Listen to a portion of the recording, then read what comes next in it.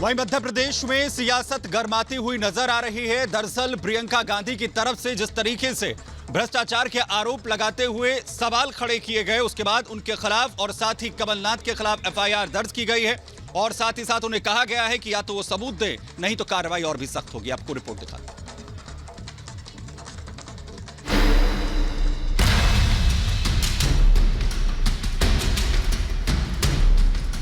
सीधे चिट्ठी लिखी और वायरल कर दो। और उन्होंने सोचा कि कर्नाटक में जैसे चला दिया उनने 40% या 50% चला दो। कौन सा साल निकला था जब देश में स्कैम नहीं होता था कांग्रेस के द्वारा। कांग्रेस नेता प्रियंका गांधी मुश्किलों में फंसती नजर आ रही हैं। आरोप शिवराज सरकार के खिलाफ एक वायरल पत्र को पोस्ट कर जबरन अपने तरकश से नए तीर निकाल बीजेपी को बदनाम करने की कोशिश का है। 50% कमीशन के मामले को लेकर प्रियंका गांधी ने ट्वीट किया, उसके बाद प्रियंका गांधी, कमलनाथ समेत तमाम कांग्रेस के नेता हैं, उनके खिलाफ एफआईआर दर्ज कर ली गई है। इसके विरोध में कांग्रेस के जो लोग हैं वो सड़कों पर उतरे हैं, विरोध प्रदर्शन कर रहे हैं। साफ तौर पर जो इनके हाथ में तख्तियां हैं उसमें लिखा है कि 50% कमीशन की अर्थी इन्होंने निकाली, डरो मत, राहुल गांधी को टैग किया और इनका कहना है कि 50% की सरकार नहीं चलेगी। मतलब ये कि एफआईआर के बाद भी कांग्रेस जो है वो वही चीज कह रही है कि यहाँ पर 50% कमीशन वाली सरकार है और एफआईआर जो दर्ज की गई है प्रियंका, कमलनाथ समेत तमाम लोगों पे, उसके खिलाफ यहाँ पर कांग्रेस प्रोटेस्ट कर रही है।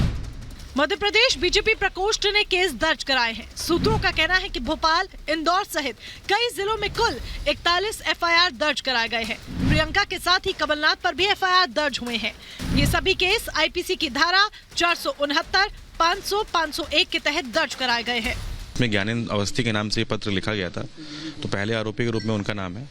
दूसरे आरोपी के रूप में जो प्रियंका गांधी, जयराम रमेश, कमलनाथ जी, सुभाष यादव और शोभा ओझा, अरुण यादव और शोभा ओझा, इन लोगों के नाम से जो ट्वीट किए गए हैं, इनके अकाउंट से ट्वीट किए गए हैं, इनके नाम इनके ट्विटर हैंडल के उपयोगकर्ता के रूप में शामिल किए गए हैं। इन धाराओं में फॉर्मल गिरफ्तारी नहीं होती है, ये एक नोटिस सर्व करने की धाराएं हैं। अभी इस विषय में विचार चल रहा है कि इनको नोटिस यहीं से सर्व किया जाएगा या फिर इन्फॉर्मेशन देके यहाँ बुलाया जाएगा और फिर यहाँ पे नोटिस सर्व किया जाएगा। आरोप है कि 50% कमीशन के वायरल लेटर को इन्होंने पोस्ट किया, जिसका मकसद प्रदेश सरकार को बदनाम करने का है। प्रियंका गांधी एक कांग्रेस की इतनी बड़ी नेता एक झूठ और फरेबी पत्र पर ट्वीट करती हैं, किसी के इशारे पर जयराम रमेश ट्वीट करते हैं। मध्य प्रदेश की 8.5 करोड़ जनता की भावनाओं को आहत किया है, आपने बदनाम करने का प्रयास किया है। इसलिए वो झूठा पत्र जो वायरल किया, वायरल करके आपने भारतीय जनता पार्टी की सरकार को बदनाम करने का प्रयास किया। हमने उस पर कंप्लेंट की है। 41 जिलों में एफआईआर के लिए हमने कंप्लेंट की है।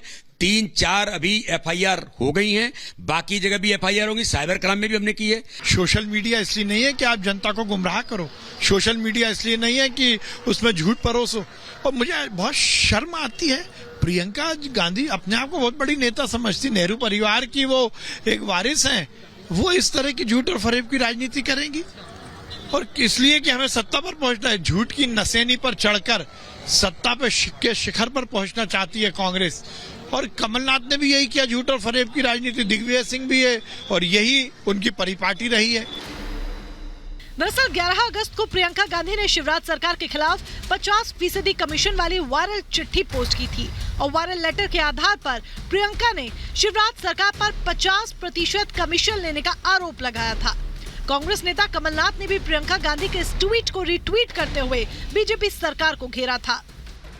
ना तो ये पता कहीं मिल रहा है, बसंत विहार कॉलोनी, लश्कर ग्वालियर, मध्य प्रदेश, ना कहीं आदमी मिल रहा है, ना इसका कोई अस्तित्व है। और इस पे आप देखो सबके ट्वीट, प्रियंका गांधी बेटी कॉन्ट्रैक्टर की चिट्ठी लिखा, 50% कमीशन मांगा जा रहा है, जांच करो। कमलनाथ की, अब देखो भ्रम कैसे फैलाया जाता है। सीधे चिट्ठी लिखी और वायरल कर दो। और उन्होंने सोचा कि कर्नाटक में जैसे चला दिया उनने 40% या 50% चला दो। जो परसेंटेज लेते हैं उनका पूरा बखान मैंने संसद में बैठ के परसों ही कर लिया था। कौन सा साल निकला था जब देश में स्कैम नहीं होता था कांग्रेस के द्वारा। चाहे 2G स्कैम हो, सत्यम स्कैम हो, कॉमनवेल्थ स्कैम हो, कोयला का स्कैम हो। इस पूरे मामले को लेकर केस उसके खिलाफ भी दर्ज कर लिया गया है, जिसकी तरफ सबसे पहले ये लेटर सोशल मीडिया पर पोस्ट किया गया था। यह शिकायत की गई थी कि एक व्यक्ति के द्वारा फर्जी लेटर सर्कुलेट हुआ है, जिसमें 50% कमीशन लेने की बात की गई थी। उसको उस फर्जी दस्तावेज को कुछ ट्विटर हैंडल्स के द्वारा रिट्वीट किया गया है, ट्वीट किया गया है। इस शिकायत पर जितेंद्र अवस्थी नाम के व्यक्ति व 3 ट्विटर हैंडल्स के हैंडलर्स के विरुद्ध अपराध दर्ज किया गया है। हालांकि एमपी कांग्रेस के नेताओं का दावा है कि बीजेपी सरकार को भ्रष्ट साबित कर देंगे, लेकिन दूसरी तरफ बीजेपी से कांग्रेस द्वारा चलाई जा रही फेक न्यूज की दुकान बता रही है। बहरहाल इस लेटर की सच्चाई क्या है, ये तो वक्त ही बताएगा।